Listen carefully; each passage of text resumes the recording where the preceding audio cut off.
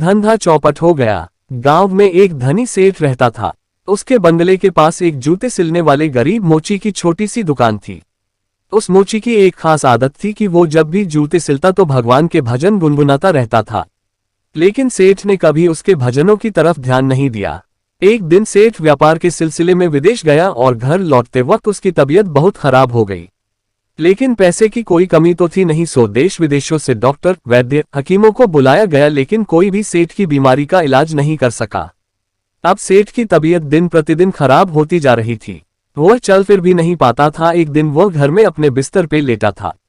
अचानक उसके कान में मोची के भजन गाने की आवाज सुनाई दी। आज मोची के भजन कुछ अच्छे लग रहे थे सेठ को। कुछ ही देर में सेठ इतना मंत्रमुग्ध हो गया कि उसे ऐसा लगा जैसे वो साक्षात परमात्मा से मिलन कर रहा हो। मोची के भजन सेठ को उसकी बीमारी से दूर लेते जा रहे थे। कुछ देर के लिए सेठ भूल गया कि वह बीमार है। उसे अपार आनंद की प्राप्ति हुई। कुछ दिन तक यही सिलसिला चलता रहा। अब धीरे धीरे सेठ के स्वास्थ्य में सुधार आने लगा। एक दिन उसने मोची को बुलाया और कहा, मेरी बीमारी का इलाज बड़े बड़े डॉक्टर नहीं कर पाए, लेकिन तुम्हारे भजन ने मेरा स्वास्थ्य सुधार दिया।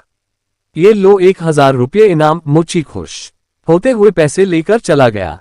लेकिन उस रात मोची को बिल्कुल नींद नहीं आई। वो सारी रात यही सोचता रहा कि इतने सारे पैसों को कहाँ छुपा कर रखूं और इनसे क्या क्या खरीदना है। इसी सोच की वजह से वो इतना परेशान हुआ कि अगले दिन काम पे भी नहीं जा पाया।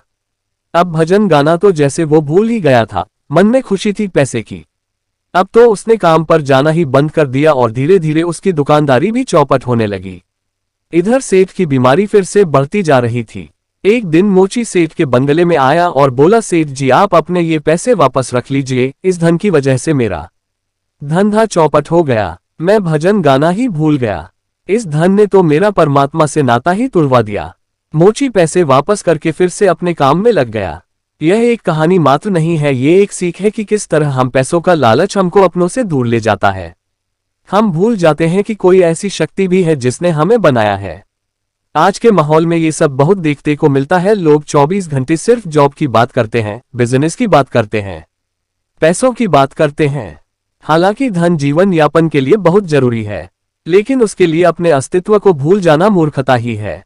आप खूब पैसा कमाए, लेकिन साथ ही साथ अपने माता पिता की सेवा करिए, दूसरों के हित की बातें सोचिए और भगवान का स्मरण करिए। यही सद्गुरु की शिक्षा है।